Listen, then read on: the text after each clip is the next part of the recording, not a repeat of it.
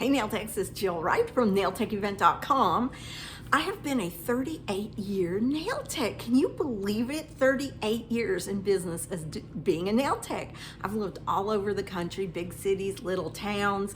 I've made a lot of mistakes and I've watched other people make mistakes. And I can honestly say I have learned from every one of those mistakes I've made and the other people have made that I've watched, like my clients and coworkers. And I can honestly say I have never repeated the same mistake twice. So I am here to impart some knowledge upon you nail techs that's going to help your career so you won't make the mistakes that I've made, okay? Number one, raising prices in January. January, February, March are the crappiest months to raise prices. Just don't do it. Just don't do it. Typically what happens here in the United States, we overspend on Christmas. Okay, so your clients have overspent on Christmas now. January, guess what comes due? Visa bills. Okay, so now you've given them one good reason to quit doing nails because they've overspent on Christmas. They've got a ton of money they got to pay back on their credit card bills, and they're going to be looking to cut their budget. Also, in January, people set goals. They all have goals of losing weight. They have goals of making more money. They have goals of saving money. So they're going to be going through their expenses. And if you raise prices in January, you've just given them another reason to quit you. Yeah.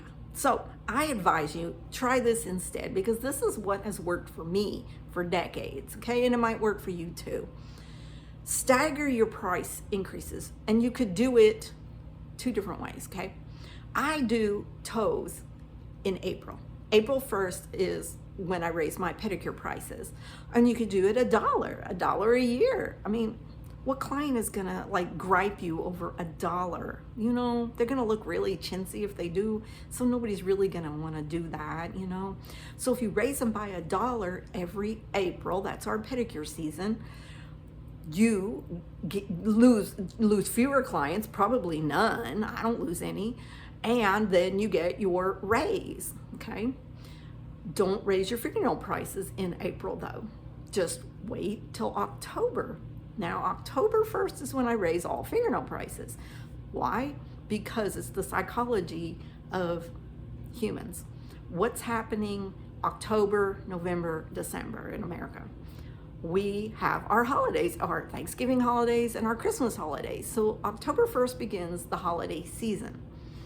So everybody wants their nails looking good for the holiday season because they expect to get jewelry. They are going to see family members they haven't seen in 100 years and they want their nails looking good because ladies, you know you're going to be judged if your nails look bad. It's a fact of life. So, you know, they're going to be traveling on holidays and whatnot. So they do want their hands looking good. Okay.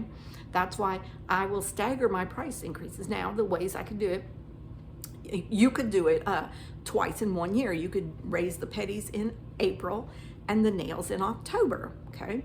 Or I raise the petties 1 year and then the nails the next year. So see, not all of my clients get hit with a price increase that year unless they get manis and petties. So then they will have one or the other price increase. So it's not like a big double whammy. It's not like a huge pinch to their budget. You know, if you do it $1 every year, you start getting your clients used to price increases because let's face it, I mean, everything goes up in price. You know, you go to the grocery store, nobody's giving us the heads up like the eggs have increased. You know what I'm saying? The prices just go up according to like everything else that took it, that cost that much to get the eggs to the grocery store. You know what I'm saying? So everybody that's an adult is used to price increases. We in the beauty industry, we typically think of our clients and we love our clients and we want the best for them.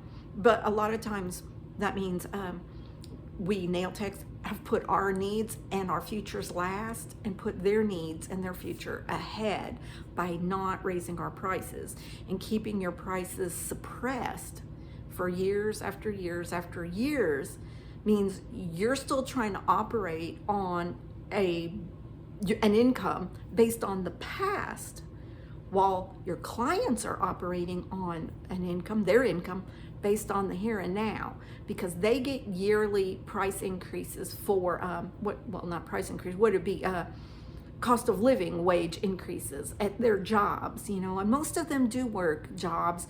They're a W-2 employee, so they don't know anything about running a business. So, they will automatically get their cost of living wage increase. We self-employed beauty pros, we get nothing.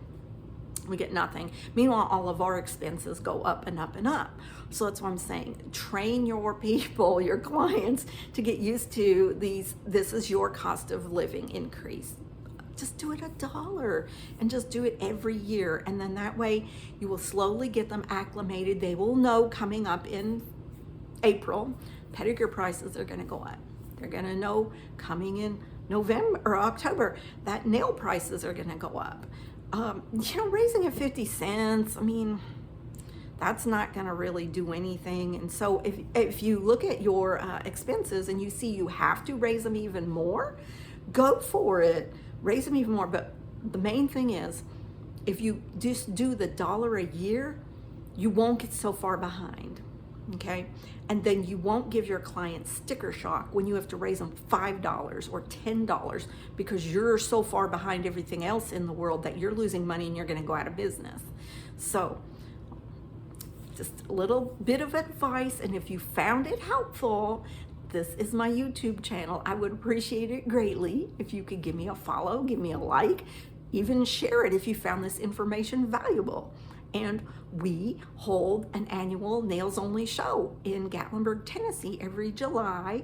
It's for licensed beauty pros, and it features all nails, nail booths, no hair, no skin, no loud music, no flea market, crazy girdles and teeth whitening and all kinds of other weird stuff.